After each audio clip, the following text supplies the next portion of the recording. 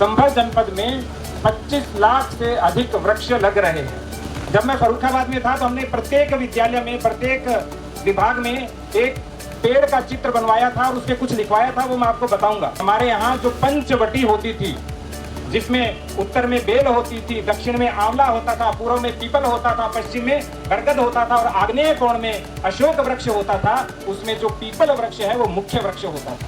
Europe के बारे में खूब पढ़ेंगे, लेकिन अपनी भूमि के बारे में, अपनी धरती के बारे में, अपनी प्रकृति माता के बारे में कुछ भी नहीं पढ़ते।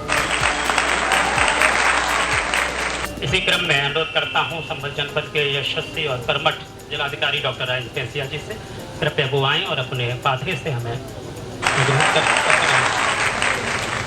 पेड़ लगाओ, पेड़ बचाओ और एक पेड़ माँ के नाम ध्येय वाक्य के साथ पूरे प्रदेश में आरंभ हुए इस वन महोत्सव जन अभियान के कार्यक्रम कैथल गांव में पधारी हुई आज के कार्यक्रम की मुख्य अतिथि महोदया माननीय श्रीमती गुलाब देवी जी, मंत्री उत्तर प्रदेश शासन, हमारी बहुत ही सक्रिय जिला पंचायत अध्यक्षा माननीय श्रीमती अनामिका यादव जी, आदरणीय मंडलायुक्त महोदय श्री रामपाल जी, कप्तान साहब, विभिन्न विभागीय अधिकारीगण, पूरे वन विभाग की टीम जो पूरे उत्साह और जोश के साथ लगी हुई है, यहाँ मंच में आई हुई हमारी सारी आशा, आंगनबाड़ी और शिक्षिका दीदी और बहनें, हमारे सभी कर्मचारीगण और खबर पालिका के बंधुओं। वन विभाग का एक वाक्य है, शायद आप यहाँ देखेंगे भी, अशक्यम प्रकृतेः हृदय जीवनम। प्रकृति के बिना जीवन शक्य नहीं है, संभव नहीं है। अतः सब प्रकार से हमें प्रकृति की रक्षा करनी चाहिए। पूरे विश्व में एक वर्ष में 190 करोड़ वन लगते हैं और हम सभी माननीय मुख्यमंत्री महोदय के आभारी हैं कि जितने पूरे विश्व में वन लगते हैं उसका लगभग 20%, जिसमें 36.5 करोड़ वृक्ष केवल उत्तर प्रदेश में इस वर्ष लग रहे हैं और उसमें संभल जनपद में 25 लाख से अधिक वृक्ष लग रहे हैं। एक दो डाटा आपको बताना चाहूंगा ताकि आपको पता चलेगा कि सरकार कैसे काम कर रही है और किस तरह से माननीय मुख्यमंत्री महोदय के नेतृत्व में, माननीय मंत्री महोदय के नेतृत्व में, मंडलायुक्त महोदय के मार्गदर्शन में ये जो जनपद है ये अभूतपूर्व प्रगति कर रहा है। इस जनपद में पिछले 6-7 वर्षों में ही लगभग 1.5 करोड़ वृक्ष लग चुके हैं और एक वृक्ष को आप सामान्य मत मानिएगा। मैं राजस्थान का रहने वाला हूँ। राजस्थान में एक कुएं की, एक बावड़ी की और एक पेड़ का क्या महत्व होता है वो मैं आपको बताना चाहूंगा। वहाँ कहते हैं कि दशकूप समावापी दशवापी समो हृदय, दश हृदय समय पुत्रो दश पुत्रो समो द्रुमः। इसका अर्थ है कि 10 कुएं के बराबर एक बावड़ी होती है। बावड़ी वो होती है, वो तालाब जिसमें सीढ़ियां हो, वो बावड़ी कहलाती है। 10 बावड़ी के बराबर एक पुत्र होता है और 10 पुत्रों के बराबर एक पेड़ होता है। ये मूल्य है एक पेड़ का। जब मैं फर्रुखाबाद में था तो हमने प्रत्येक विद्यालय में, प्रत्येक विभाग में एक पेड़ का चित्र बनवाया था और उसपे कुछ लिखवाया था, वो मैं आपको बताऊंगा। एक पेड़ अपने 50 वर्षों के जीवन काल में क्या क्या देता है, कल्पनातीत, आप कल्पना भी नहीं कर पाएंगे। वो 41 लाख रुपए का पानी देता है, उतना पानी खींचता है यदि आज के मूल्य में निकालेंगे तो। 35 लाख रुपए का आज के मूल्य में प्रदूषण खींचता है, 17.5 लाख रुपए की ऑक्सीजन देता है। उसके बाद में 18 लाख रुपए, यदि एक पेड़ 50 वर्ष रुक जाए, उसे चक्रवृद्धि ब्याज में देखा जाए तो 18 लाख रुपए की वो आय देता है। तो अभी जो आपने बताया कि एक चाय के कप से सस्ता होता है एक पेड़, और वो इतना देता है जितना आपका एक पुत्र भी आपको नहीं देता। इसीलिए कहा गया है कि 10 पुत्रों के बराबर एक पेड़ होता है। हमारे कमिश्नर सर बहुत ही टेक्नो फ्रेंडली है। अभी अभी सर ने मेरे को गूगल अर्थ निकाल के दिखाया कि देखो गंगा जी का किनारा पूरा बेयर पड़ा है, बैरन लैंड टाइप पड़ा है। यदि उसके किनारे हम एक वृक्षारोपण की कतार बना देंगे तो किसानों की फसल भी नष्ट नहीं होगी, वहां पर किसानों को आय भी होगी, और इसके साथ साथ गंगा जी का जो किनारा है वो भी सुरक्षित रहेगा। तो अभी जो प्रजातियां बताई, बांस है, अर्जुन है, इत्यादि जितने भी दलदलीय प्रजातियां हैं, वो सब हम वहां उगा सकते हैं और हमारे जनपद को हरा भरा करने में योगदान दे सकते हैं। एक प्रोसेस तो आपको बता दी, कैसे लक्ष्य निर्धारित होता है शासन से, किस तरह से गड्ढा खुदान होता है, फिर डिमांड आती है, फिर इंडेंट अर्थात आदेश जारी होता है, उसके बाद उठान होता है, उसके बाद पौधा यहाँ लग जाता है। लेकिन असली काम इसके बाद शुरू होता है। अभी तक का काम तो सरल था, अब वास्तव में जो कार्य है वो शुरू होता है। इसीलिए भारत सरकार ने इस अभियान का नाम रखा एक पेड़ माँ के नाम। प्रत्येक पौधा इस तरह से गोद लेना है कि वो हमारी माँ का प्रतीक है। और भारतीय संस्कृति में तो आपको पता ही है, सुबह उठने से लेकर के रात को सोने तक पौधा, प्रकृति, धरती माता हमारे साथ रहते हैं। उठते ही पहला काम होता है, माताएं कहती है कि जा बेटा तुलसी मैया में जल चढ़ा के आ जा, पीपल में जल चढ़ा दो, बड़ में जल चढ़ा दो। और भगवान कृष्ण तो गीता में कहते हैं अश्वत्थ है सर्ववृक्षाणाम देवर्षिणाम च नारदः गंधर्वाणाम चित्रतः सिद्धनाम कपिलो मुनिः।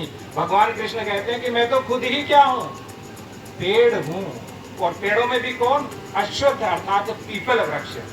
तो पीपल वृक्ष की इतनी महत्ता थी हमारे पूरी संस्कृति में कि हमारे यहाँ जो पंचवटी होती थी, जिसमें उत्तर में बेल होती थी, दक्षिण में आंवला होता था, पूर्व में पीपल होता था, पश्चिम में बरगद होता था और आग्नेय कोण में अशोक वृक्ष होता था। उसमें जो पीपल वृक्ष है वो मुख्य वृक्ष होता था। और एक चमत्कार आपको बताता हूं पेड़ का। 1 मीटर राउंड में गड्ढा खोदो और 1 मीटर गहरा करो। यदि उसमें 3 पेड़ एक साथ लगा देते हैं, कितने पेड़? 3। पहला पीपल, दूसरा बरगद और तीसरा पाकड़। जब हम तीनों पेड़ एक साथ लगा देते हैं तो शायद आपको पता नहीं होगा, जिस भूमि में जल नहीं होता उस भूमि में जल आ जाता है, जिसको हम नीचे कहते हैं जल भरण क्षेत्र। तो भूमि जल को अपने आप ऊपर लेके आ जाती है। यदि ये लगा देते हैं तो 100 मीटर का एरिया पूरी तरह से जल से भर जाता है। इसीलिए हमारे यहाँ पे जितने भी, चाहे हमारे कर्मचारी अधिकारीगण हैं या हमारे किसान बंधु हैं या हमारे जितने भी यंगस्टर्स आए हैं, इनसे मैं अनुरोध करूंगा कि अपने अपने खेत के अलग अलग कोनों पर पीपल, पाकड़, बरगद तीनों एक साथ लगाएं। इसका प्रशिक्षण भी मैं आपको दिलवाऊंगा कि किस तरह से लगवाना है और किस तरह से इसको पालना पोसना है। विरासत वृक्ष वाटिका के बारे में आपने सुना। इसका सरल अर्थ है जो 100 साल से पुराना पेड़ है वो विरासत वृक्ष वाटिका में आता है। हमारे यहाँ 2 पेड़ हैं जो 100 वर्ष से पुराने हैं। बताइए किस किस को पता है ये बात? किस किस को पता है कि 100 वर्ष से पुराने 2 पेड़ हैं? नहीं जानकारी है। आज हमारी समस्या यही है कि हम पश्चिमीकरण के अंधानुकरण में अमेरिका के बारे में, यूरोप के बारे में खूब पढ़ेंगे, लेकिन अपनी भूमि के बारे में, अपनी धरती के बारे में, अपनी प्रकृति माता के बारे में कुछ भी नहीं पढ़ते। यहाँ पे 2 पेड़ हैं। एक है नाहरठेर में कदम्ब का वृक्ष जो 100 वर्ष से पुराना है, जिसका प्रोटेक्शन और प्रोपोगेशन दोनों वन विभाग करता है। और दूसरा पेड़ है बेनीपुर में, वो पाकड़ का पेड़ है, वो भी 100 वर्ष से पुराना है। हम सभी को इन पेड़ों का दर्शन भी करना चाहिए, इनसे सीख भी लेनी चाहिए कि किस तरह से हम एक पेड़ को 100 वर्ष से ज्यादा भी जीवित रख सकते हैं। किसानों की आय दुगनी करने में जो मीलिया डूबिया के बारे में बताया, इसको मीठा नीम बोलते हैं। मीलिया डूबिया से किसान नहीं समझ पाता बेचारा, इसको मालाबार नीम भी बोलते हैं। इस पेड़ की विशेषता क्या है? जितने वर्ष का होता है उसको 10 से गुणा कर दो। 1 वर्ष का 10 फीट, 2 वर्ष का 20 फीट, 3 वर्ष का 30 फीट, 4 वर्ष का 40 फीट और 5-6 वर्षों में ये आपको इमारती लकड़ी देना शुरू करेगा, जो किसान की आय को दुगना करेगी। सरकारें इतना करती है, लेकिन समस्या ये है कि हमें पता ही नहीं है। एक योजना है कार्बन क्रेडिट योजना, वो भी वन विभाग चला रहा है।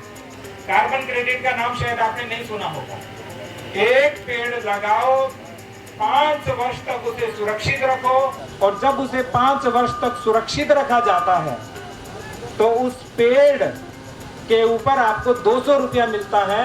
मान लो यदि किसान ने पूरी मेड़ के ऊपर लगभग 500 पेड़ लगा दिए तो पेड़ की आय तो उसकी अपनी ही है, और 500 पेड़ गुना 200 कितना रुपया हुआ? 1 लाख रुपया उसके खाते में जमा होता है। 5 वर्ष के बाद 20,000 रुपये वार्षिक और लगभग 2,000 रुपये महीना कार्बन क्रेडिट के रूप में उसके खाते में जमा होता है। पेड़ लगाया तो उसमें गोबरना पड़ेगा। तो सरकार पशुधन सहभागिता योजना भी चला रही है, जिसमें 4 गाय यदि गौशाला की आप बांधते हो और उसे बाद में कभी छोड़ते नहीं हो, उसका ईयर टैग हम लगा के देते हैं, तो वो 4 गायों के 6,000 रुपये आपको मिलते हैं हर महीने। 50 रुपये प्रति गाय प्रतिदिन चारे के लिए। अब आप सोच के देखिए, यदि किसान चाहे तो थोड़ी सी जागरूकता से, थोड़े से श्रम से, हमारे सभी विभागों के थोड़े से सहयोग से अचानक उसकी आय क्या हो जाएगी? दुगनी हो जाएगी। और जब गोबर और गौमूत्र का प्रयोग करेगा तो खर्चा भी कम होगा, क्योंकि रसायन और कीटनाशक भी उसे कम लेने पड़ेंगे।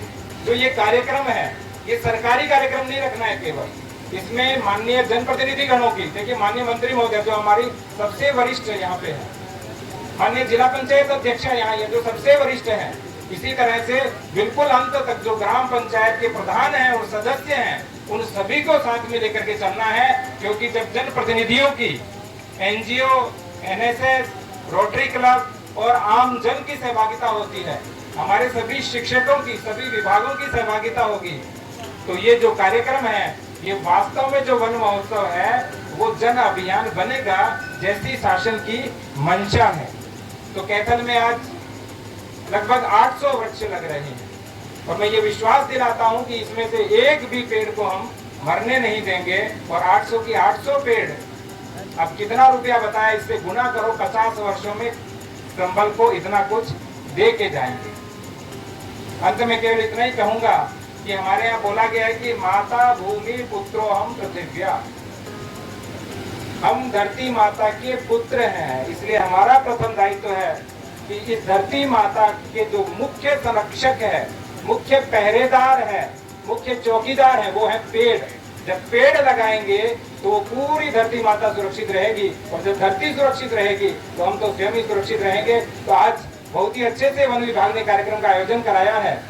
हालांकि धन्यवाद ज्ञापन तो बाद में होना है, लेकिन मैं मेरी ओर से माननीय मंत्री महोदय का, माननीय अध्यक्षा का और कमिश्नर सर का धन्यवाद देना चाहूंगा कि इन्होंने हमें मोटिवेट किया यहाँ पर आकर के, और हम सभी को इसी तरह से मार्गदर्शन देते रहेंगे। जय हिंद, जय भारत।